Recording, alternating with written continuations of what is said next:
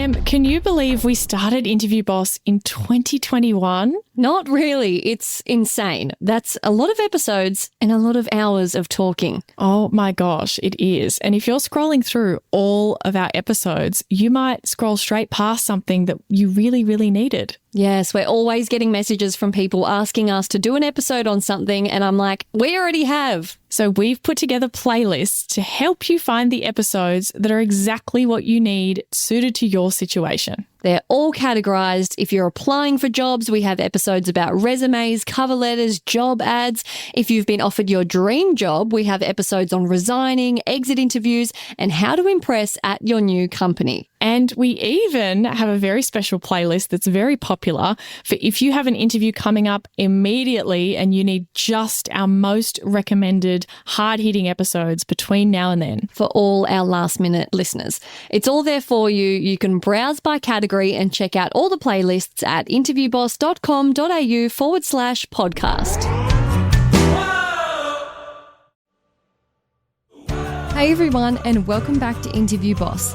My name's Emma. I'm a radio journalist who's teamed up with my sister to give you advice, inspiration, and support when you're looking for a new job. Sarah is a HR and recruitment professional, and together we're excited to give you guys all the tips, tricks, and behind-the-scenes knowledge to help you in your career. Hey Em, and welcome back everyone.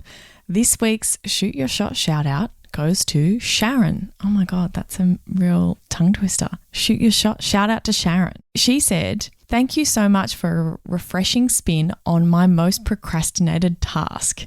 I really feel that.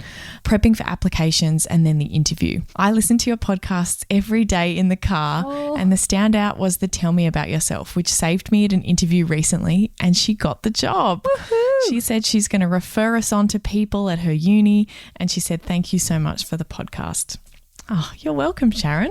And if you want to have top quality results, check out Sarah's one-on-one interview sessions.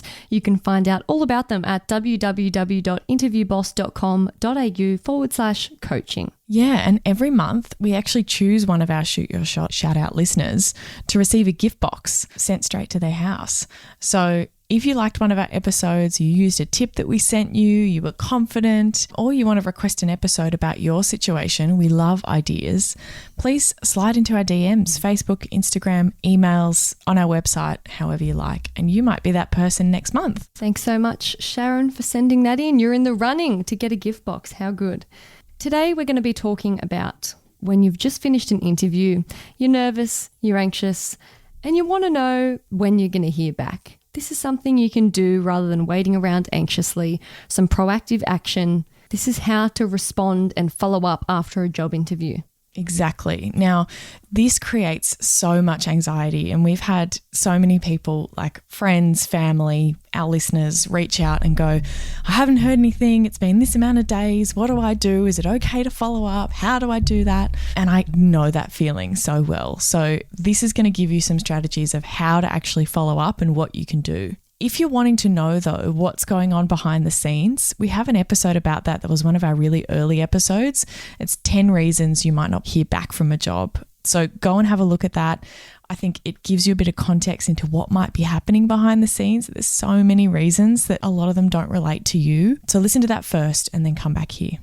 So the first thing you want to do is you want to find out the process of what the next steps are in the interview and when you should hear back. Normally they'll tell you. If they don't at the end, when can I expect to hear back on next steps? They'll give you a rough time frame. So the next step is patience, because Sarah would know this from being on the other end. Things happen, they're busy, they have multiple jobs, multiple interviews at once. Don't assume the worst. Just because it's been a couple days, say it's been 3 days and they said it would be 2 days, that's not cause for panic. Give them a bit of grace. Things just can really get away from you. If you're interviewing for multiple different roles, you might have a few interviews each day for a few different jobs, and maybe you haven't even had a chance to speak to the manager after the interview to find out what they thought. So you don't even know whether someone was good or not because you haven't worked out what the manager thought yet. So all of that can be really, really tough. So yeah, I would encourage everyone out there to just be patient. It's a tough process internally to manage as well, and see if you can find out when you're meant to hear back, because that will help you give a bit of an idea of when you should follow up. So I'd always encourage you to ask that question as like your last question at the end of an interview after your proper questions where you're actually finding information out. Throw it in there. So what are the next steps? When can I expect to hear back? And now the age-old question, to send a thank you note or to not send a thank you note? There's a lot of content about this on TikTok at the moment, very controversial. I think the thing is, it's a nice thing to receive. I've received a couple of thank you notes after an interview, and it's nice. Is it going to get a person the job when they wouldn't have otherwise? No, absolutely not. There's no way. Would you ever rule someone out because they didn't send a thank you note? No, never. Does it feel nice when you liked that person already and then they send a follow-up? Yeah, it's actually quite nice. It builds the relationship. So I think there's a few things to remember here of what you should do if you want to, a few things to keep in mind. First of all, if you've interviewed with the hiring manager and you don't have their details, say you've gone through a recruiter or an agency or something like that, don't send a thank you email to the recruiter. Like, it doesn't really make sense. It needs to be to the person that you actually met with. So if you have their details, I think definitely worth it. If the internal recruitment person was also in the room, maybe you can send it to them and just kind of say thank you to you and the other person, and they might forward it on. But yeah, I think if you've gone through an agency or whatever, like you don't have their contact details direct, don't worry about it.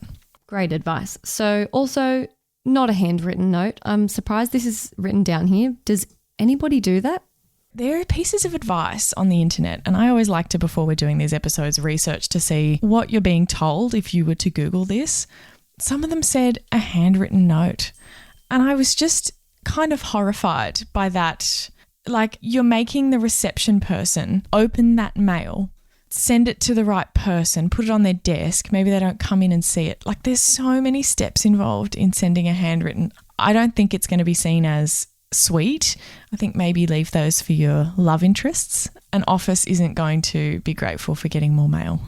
Also, if you are going to send one, you're not here to use it to sell. You're not here to say, thank you so much for your time. I truly believe I'm the best candidate, just to reiterate. No. Just express specific interest and enthusiasm. So Sarah's going to read you a little generic template, I guess. Yep, absolutely. And if you're going to send it, if you decide that it's something that you really want to do, when you built a really strong connection with the interviewer, or you are really, really excited about the role, or you had a great conversation or something, you should send it within 24 hours of the interview. It should be pretty quick follow-up, like the next morning or that afternoon. And here's what I would say. Dear manager, thanks so much for your time today in our interview for X. Remind them what the interview was for. I particularly enjoyed learning about how you're doing X in the team or in the company, something referencing your discussion that you learnt about them. And then, I'm excited about the possibility of joining the team, and I look forward to hearing from you. Kind regards, your name. It's very simple, very straightforward, but you're kind of reiterating, what did you enjoy hearing about? It has to be genuine. If you're feeling like you need to do this just because it's like advice from a podcast, don't do it.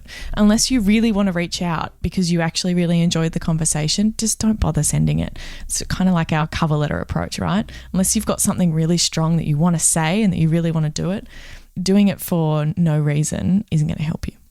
Next advice, we always say this, monitor your spam folder in your emails and your voicemail. I know people of our generation like to screen numbers they don't know and not check their voicemail. But best is, if you're applying for a job, you have to. Yes, so true. And oh my God, wait, imagine the horror stories if people have reached out being like, just wondering, what's the next steps, haven't heard back, and, the email was in their junk, or they have had a voicemail 5 days ago. Does that happen? Absolutely. It's happened so many times. Oh, I wondered what happened with this role. I never heard back. Yeah, well, we sent you a link to do like an online video interview, like a recorded one that you can do whenever you want, and you never did it. So we didn't progress you to the next stage. And they're like, what? I never saw that. And you're like, well, it went. Everyone else got it. So, and they honestly do sometimes go to spam. I had this problem so many times setting up recruitment emails to automatically go out from the system. Sometimes with Gmail and things, if you use the word congratulations, it straight to spam. straight to spam. So like, hey, congratulations, we're inviting you to an interview, straight to spam. So obviously employers have to do their bit in making sure that their emails don't include those kinds of words, but just keep an eye on your spam.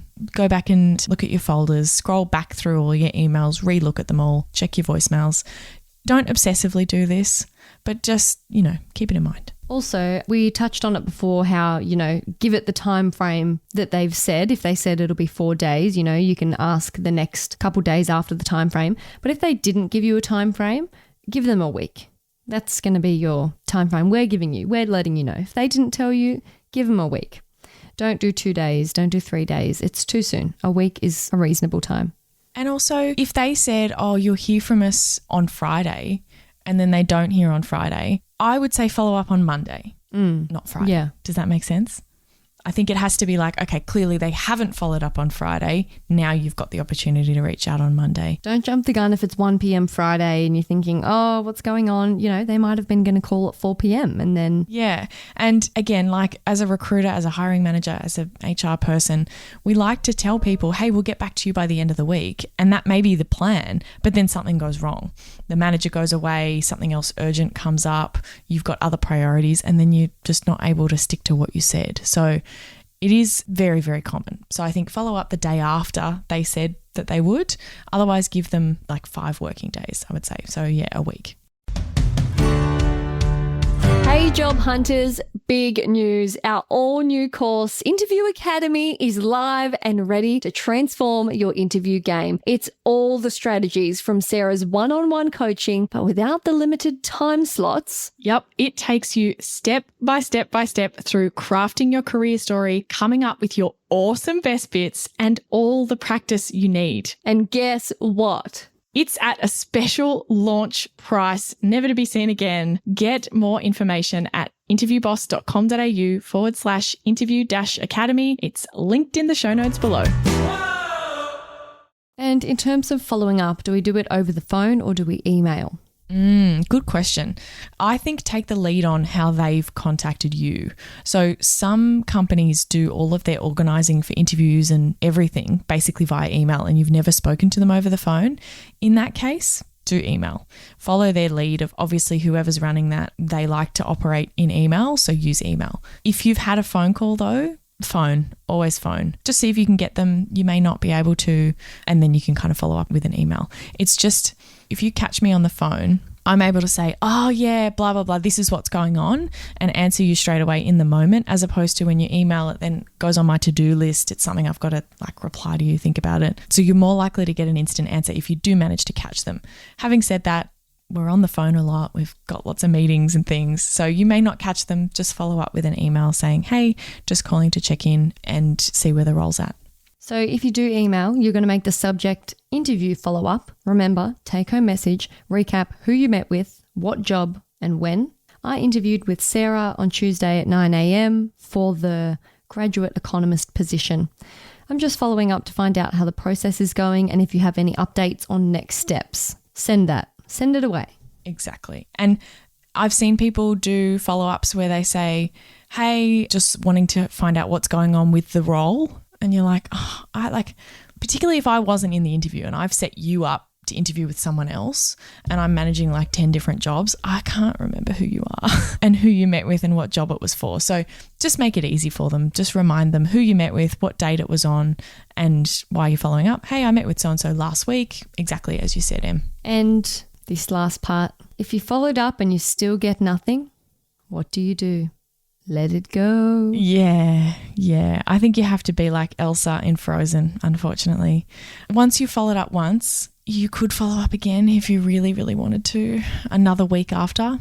But I think after that, if they want to hire you, they're not going to forget about you if they want to hire you, right? So something might have happened internally, something might have changed.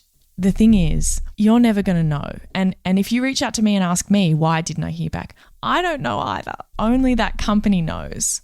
There are so many things that might have happened. Don't take it personal. Yeah. It's hard to not take it personal. Of course, the job search is relentless. It's tiring. It knocks you back. It takes away your self-esteem. But it's not always you. And if you miss out on this one, if they ghost you, it's because something better was meant for you. That's right. So I think let it go. Don't spend any more of your time and energy on it. Put your time and energy into something else.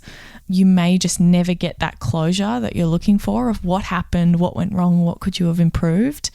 Just let it go. Put your energy into searching a new job. Go and vent to someone, vent to us if you need to, and then, look for something better for you. Also, red flag, by the way, of not getting back to people. Sarah always does say they should always get back to you, but that doesn't mean they always do. Particularly if you've been interviewed. Absolutely. It's different about when you've just applied. The amounts of volumes that we get, again, I've talked about, you should, as a recruiter, reply to everyone, but it is very difficult when someone's just sent a CV. They haven't invested as much time and it is harder to get back to everyone. When you've interviewed, though, you haven't interviewed a million people. Yeah. There's only a handful who've come in. I think they deserve that as a response. And so you should feel validated in the fact that you do deserve a response. Boom. What a perfect way to end the episode. We hope that helps and gives you some clarity around following up from a job interview. Thanks so much. We'll be back in your ears next week. See ya.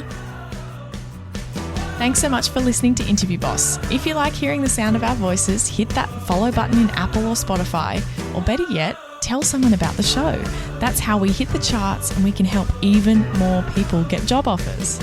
For more advice, inspiration, and a supportive community, check us out on Instagram @InterviewBoss.